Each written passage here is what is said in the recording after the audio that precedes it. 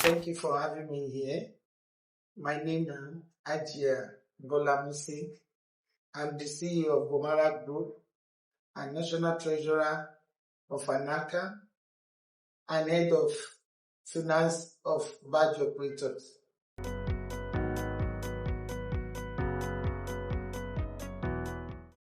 It all began with the passion that I have for the humanity.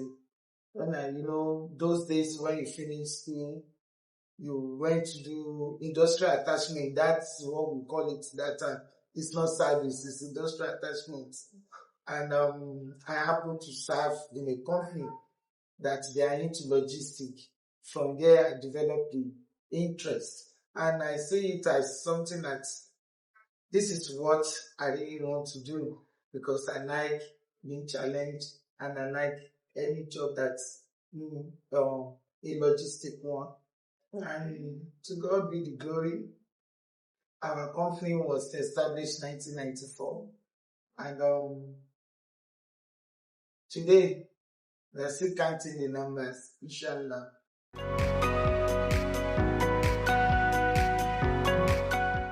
First of all, before I became the national treasurer, I was, Anaka had a system. Being a member, before you go to national, you have to, first of all, serve at the chapter level. Okay. I was the chapter executive treasurer in Apapa. And being the first female to be in the executive of Anaka since 1954, is my priority to make sure that, number one, the welfare of the women are safe and keep the money intact. Anywhere when you keep your money with women, you know what it is, that the money is safe and intact, and accountability is the key word that I make sure that even in my office, I use it a lot. Because when you don't account for whatever that's placed in your site, there is always a problem.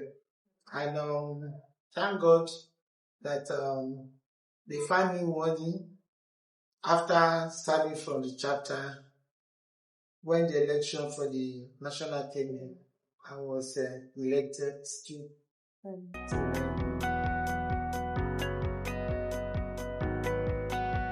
The Nigerian freight forwarding industry has grown tremendously. Yesterday, we are not the way we are now. A lot of technology have come in before it was IDI, IR, a lot of things that we do manually. But now, everything is technical. So you have to make sure that when you are not tech inclined, you cannot meet up in the maritime industry today. And thank God for our visionary CG. He's a grassroots person, and so he makes sure that everything is literally in place as in terms of technology. And that is where we now in the port, things are moving the way it's supposed to move. Before you know that you can take like 1 month, 2 months because of your document to clear your cargo. But now when your document is intact, I don't see any reason that your cargo is being delayed because everything is in place for you to be able to clear your cargo the way it's supposed to be. So,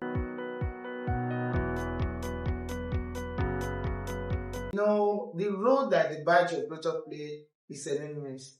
Especially all these things started during the COVID, when we are in, when there is no movement, the trucks cannot move and everything. But, in the water, we can move most of the cargo. And during when we are having the issue of the port congestion and everything, it's the badge that moved a lot of cargo in this the sector. So we play a long role in the industry that we cannot be rushed to push back in many things. And still, we are still playing. biggest challenges we are facing now as a batch operator, as a filter, the batch operator now is, I think we are fighting the non-indigenous coming into the business, and they are trying to push us out of the business because they are giants and thinking that maybe because we are. But if we have the support of the government, I don't think we'll be pushed back in many things. So we just want the government to look into it and assist us in one way or the other, so that we indigenous battle operator will not be pushed out of the business. A lot of our members are out of the business for now. We are almost, when we started, I think we are almost 100 and something. Today, maybe it's like 15 to 20 people that is operating in the market. And we've been raising our voice, we've been talking to the appropriate authority. So we pray that it will yield fruitful fruit. The challenges we're facing now is, if it's before you ask me this question, I will tell you. But as far as I'm concerned, right now, being all the things that is put in place now, I don't think we have much challenge that we're supposed to be. In fairness, before, if you asked me like 5 years or 4 years ago, I will tell you a lot is long. I'll tell you, but now everything is in place except if your document is not really up to date. That's it. So you prepare your document, you get your power before the arrival of the vessel, and when the vessel comes, we're able to move in. So I don't think, to me, in my office, we don't face most challenges except maybe the one caused by ourselves.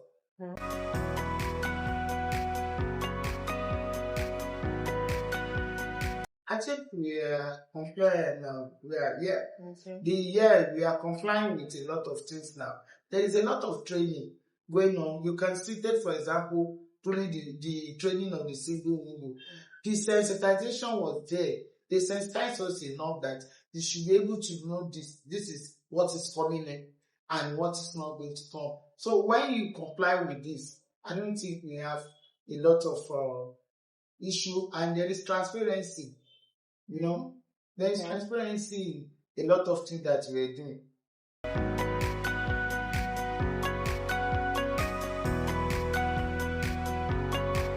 In fact, it's just unfortunate that we are just coming in.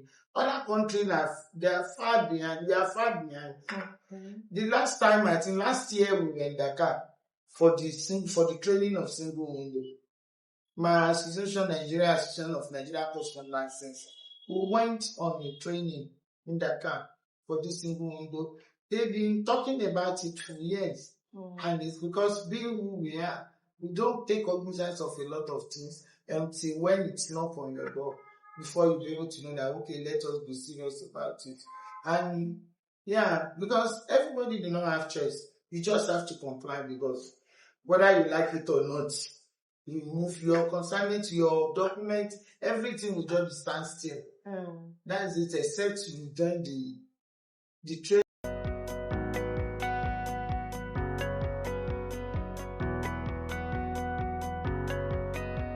The issues is that, you see, the stakeholders needs to, especially the government, needs to support us now. We need more training, and a lot of the policy that they are making, we should carry along, so that we can meet up with a lot of requirements that the government needs from us. So everything, the infrastructural investments should be there for us to move in. And the engagement, they're supposed to be an actual basis for the stakeholders. The real stakeholders, because when you come for stakeholders, they are not calling the grassroots stakeholders. The people that are supposed to be beneficiary of this awareness are not the one that's coming in. So we need to carry along many things.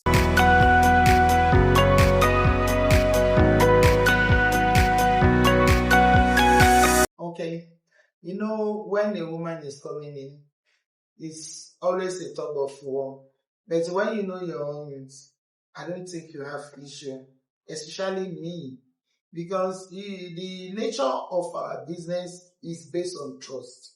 If a customer trusts you, except maybe when you have issue with customer and everything is when you face that challenges. The challenges I can say that somebody can face in our industry, especially when you practice the freight forwarding, is your staff.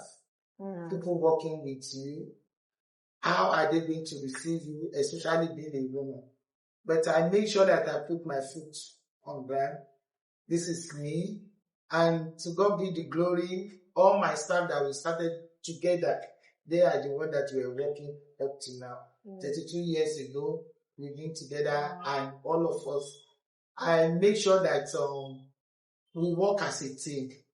There is no leader. What separates us is the office. This is what I let all of them know. And you won't believe it, I have a lot of them that say, but age is just a number. Okay. I make sure to let them know that one. And the professional we practice is being, everybody call it made-oriented professional. So I want them to see me as one of them. I don't want them to see me as madam. No. Madam is at home. This is me, is chairman that is in the office. And when we're in the office, we put heads together to iron things up. So when we are going to the field, gone are the days I used to go to the field, but I don't go to the field that day. I've paid my dues and other people need to take it off from there. So, and the challenge is, that's it.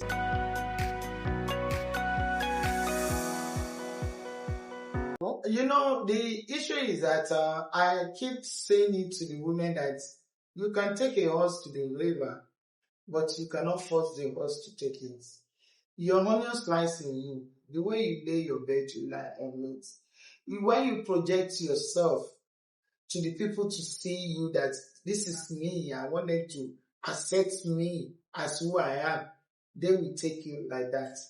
When you are coming to the maritime industry, maybe as a freight forwarder, because it's a job that is very tedious and very, very energetic, incentive, taking your time, you need to build a lot of trust. Customers have to build trust in you before they can hand over the bill of lading to you. If they don't have that trust, forget about whether you have money. You can have billions in your account.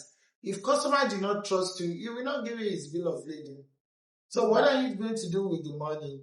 So those are the things that I used to make sure that I let the women know that when you are coming in, have it at the back of your mind that what did I want to achieve?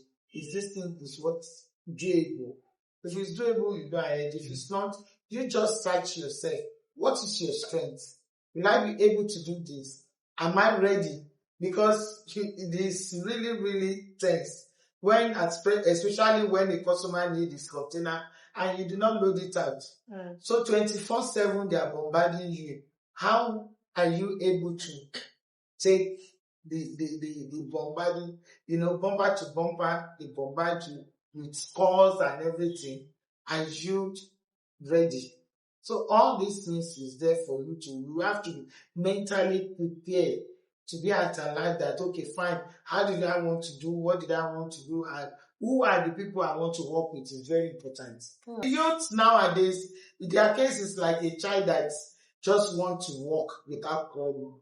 Okay. That's it. Everybody feel that when you come maritime industry or freight forwarder, hey, money is there. You can clear one container only before you get 10,000 naira. And you can clear one container, you get 100,000, but you use it to recover other gbese that is already on ground. So that is it. And you need to make sure that the youth, they should know that there is a lot that tied the clearing and forwarding. When you call this one, it's not just issue of somebody give me the bill of lading, I'm going to the port. There is a lot of sacrifice that you need to just really take before you can just attain the level. So for somebody seeing coming out 32 years, it's like, oh, how did she do it? Is she true? Is this one? But it's sacrifice, patience, resilience, endurance, wisdom. You use wisdom because when you have staff, the staff can bring you down.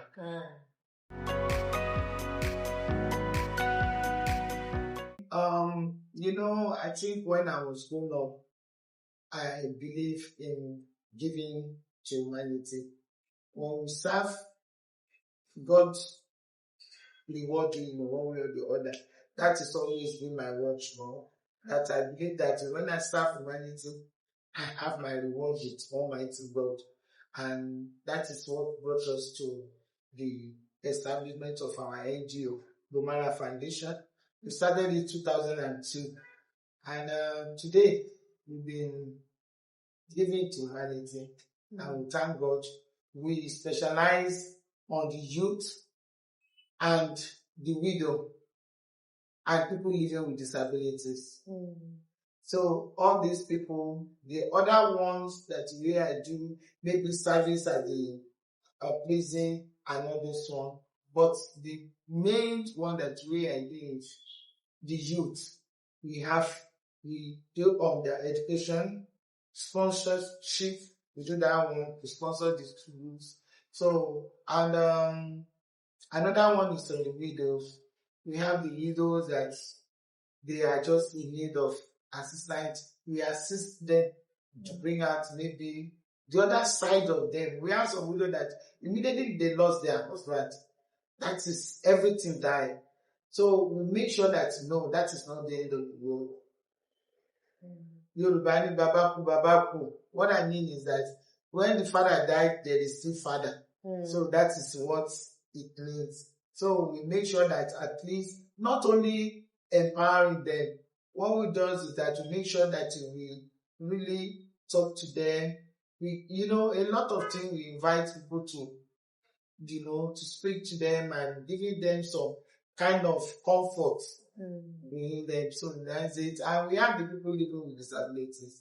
People living with disabilities are the people that nobody even, they are the second to none. These are the people me and you will always look like a bed. Yeah, have I even seen myself before I see these people? So in our own side, we carry them along. We do. We just celebrated our International Women's Day. And all the women we have, because all of them, they have their cluster. They have the deaf, the impaired, they have the blind, they have the deaf, they have the albinism, they have the people with challenges, spinal cord and all this stuff. So all these people, we train them at times. We organize training for them, workshop, Adreta and time. Even the blind people, you'll be surprised that there is a student inside my office. I don't know where they keep it. It's the blind people that weave it. Yeah. A lot of things, they are into technology, they are everything. The deaf people, we just have a training on them the other day. POS. We train them on POS, have to change money and all those things. We have almost in the collaboration with FCNB. They assisted us. We set them up. And today they are doing well. Because we make sure that whoever that we empower will follow it up. We don't stop at nothing. So that's it.